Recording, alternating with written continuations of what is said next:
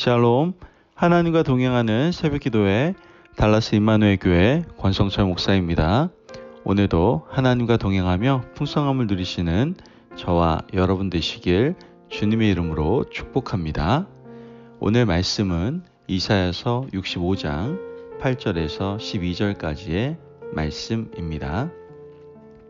여호와께서 이와 같이 말씀하시되 포도송이에는 즙이 있으므로 사람들이 말하기를 그것을 상하지 말라 거기 복이 있느니라 하나니 나도 내 종들을 위하여 그와 같이 행하여 다 멸하지 아니하고 내가 야곱에게서 씨를 내며 유다에게서 나의 산들을 기업으로 얻을 자를 내리니 내가 택한 자가 이를 기업으로 얻을 것이요 나의 종들이 거기에 살 것이라. 샤론은 양떼의 우리가 되겠고 아골 골짜기는 솥대가 눕는 곳이 되어 나를 찾은 내 백성의 소유가 되려니와 오직 나 여호와를 버리며 나의 성산을 잇고 가색에 상을 베풀며 무늬에게 섞은 술을 가득히 붓는 너희여 내가 너희를 칼에 붙일 것인즉 다 굽으리고 죽임을 당하리니 이는 내가 불러도 너희가 대답하지 아니하며 내가 말하여도 듣지 아니하고 나의 눈에 악을 행하였으며 내가 즐겨하지 아니하는 일을 택하였음이니라. 아멘. 하나님의 말씀입니다. 여러분, 우리는 살아가면서 수많은 리더들을 만납니다. 그 중에서 최악의 리더는 어떤 사람일까요? 일을 못하는 사람이거나 구성원들에게 수치심과 모욕감을 안겨주는 그러한 사람. 이런 사람이 최악의 리더일 수 있겠죠. 그러나 제가 생각할 때 가장 최악의 리더는요, 소통하지 않는 사람이에요. 자신의 생각을 일방통행으로 전달하려고 하고 들으려고 하지 않은 그런 리더 있잖아요. 저는 그런 리더가 정말 함께하기 힘든 최악의 리더라고 생각을 합니다.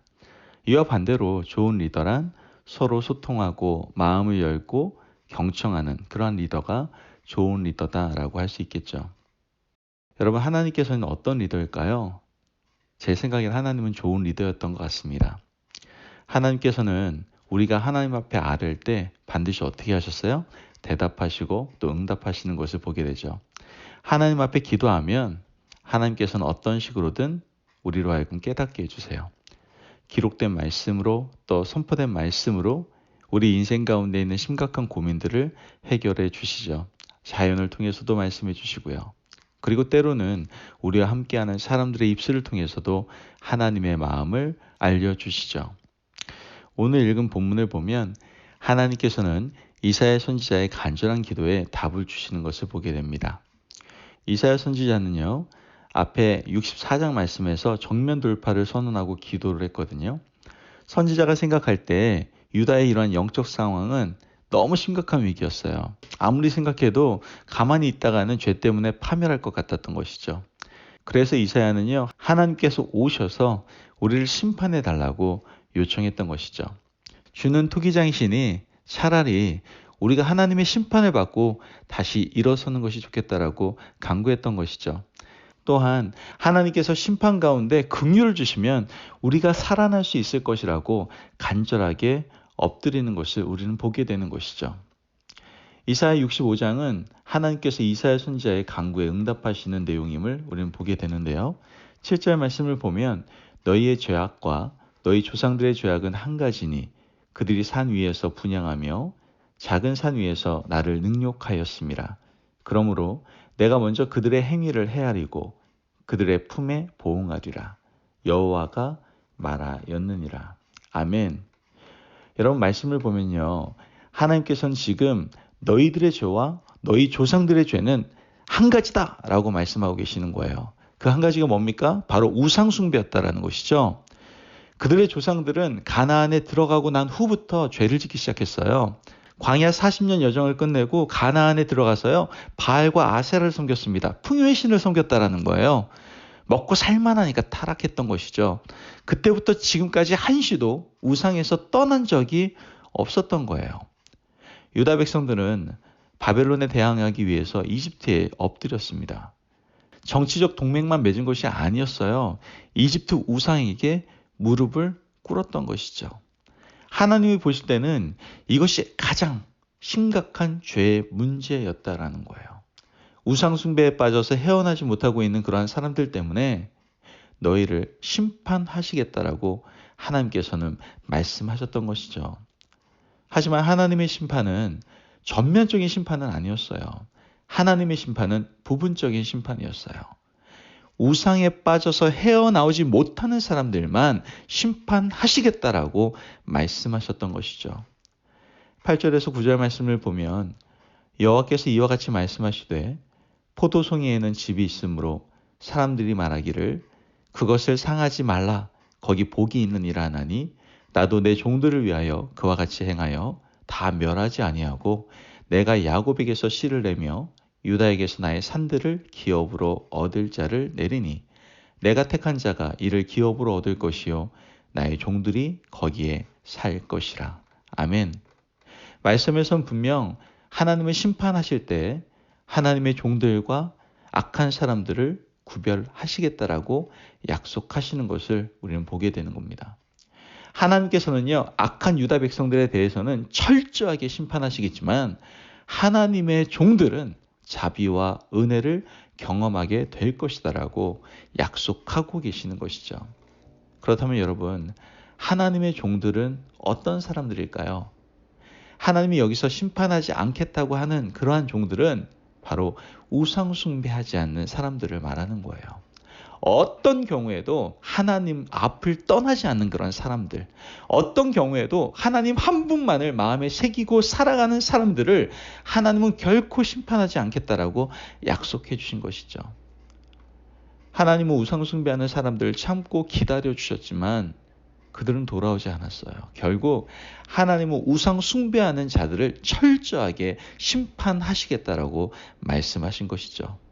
구체적인 예를 들어서 말씀하시거든요. 11절에 12절 말씀을 보면 오직 나 여호와를 버리며 나의 성산을 잇고 가세에게 상을 베풀며 문희에게 섞은 술을 가득히 붓는 너희여 내가 너희를 칼에 붙일 것인즉 다 굽으리고 죽임을 당하리니 이는 내가 불러도 너희가 대답하지 아니하며 내가 말하여도 듣지 아니하고 나의 눈에 악을 행하였으며 내가 즐겨하지 아니하는 일을 택하였음이니라. 아멘. 여러분 말씀에서 나오는 이 각과 문의는요. 운수신과 운명신을 말하고 있어요. 당시 유다 백성들은 자신의 미래와 운명이 어떻게 될 것인지 참 궁금증이 많았습니다. 그래서 각과 문의에게 가서 미래를 점쳤다는 것이죠. 하나님은 그런 점치는 사람들에 대해서 심판하시겠다라고 말씀하고 계시는 거예요. 그러나 하나님께서는 우상 숭배하지 않고 하나님의 백성이 되어 하나님을 떠나지 않는 그러한 사람들은 반드시 하나님이 살피시고 돕겠다라고 또한 약속하고 계신다라는 것이죠. 13절 말씀을 보면 이러므로 주 여호와께서 이와 같이 말씀하시느니라. 보라 나의 종들은 먹을 것이로되 너희는 줄일 것이요 보라 나의 종들은 마실 것이로되 너희는 갈할 것이니라. 보라 나의 종들은 기뻐할 것이로되 너희는 수치를 당할 것이니라. 아멘. 여러분 여기서 말씀하는 하나님의 종들은요. 성직자들 즉 제사장과 선지자들을 말하는 것이 아니에요. 여기서 말하는 하나님의 종들은요. 우상 숭배하지 않은 그러한 사람들을 말하는 거예요. 이러한 사람들 모두가 하나님의 택한 백성이 된다라고 말씀하고 있는 것이죠. 여러분 형상을 만들고 그 앞에 무릎 꿇는 것은 모두 다 우상 숭배예요. 하지만 오늘날 우리가 살아가는 현대사회에서요. 우상을 단순하게 정의하기는 참 어렵습니다. 그래서 우리가 다시 한번 우상에 대해 정의할 때 하나님이 아닌 것을 마음에 품는 것, 하나님이 우선순위가 아니고 다른 것이 우선순위가 되는 것 등 이 모든 것이 우상의 범주 안에 포함된다라는 것을 우리는 깨달을 필요가 있다는 것이죠.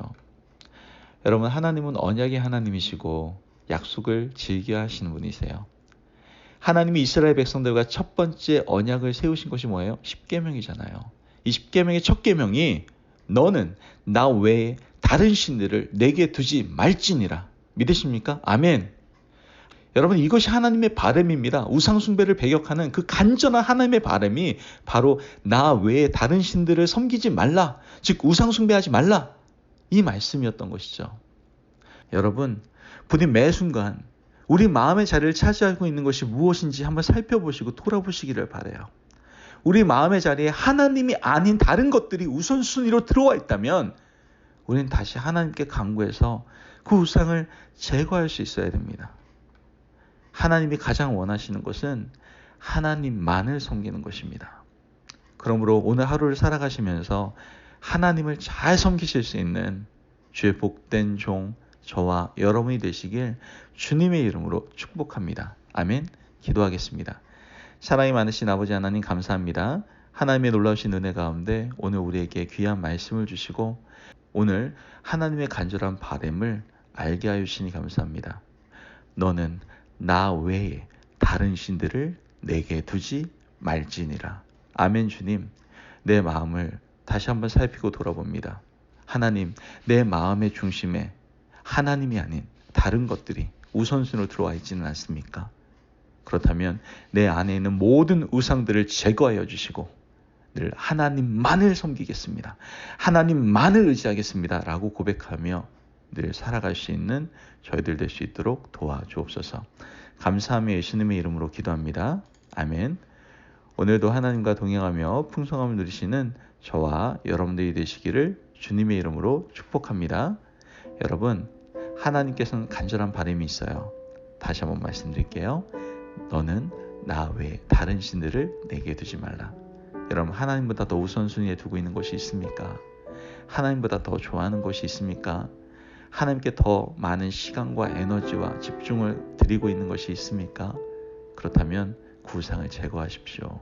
그리고 하나님만을 섬기는 주님의 아름다운 자녀가 되시기를 바랍니다. 말씀 안에서 승리하십시오.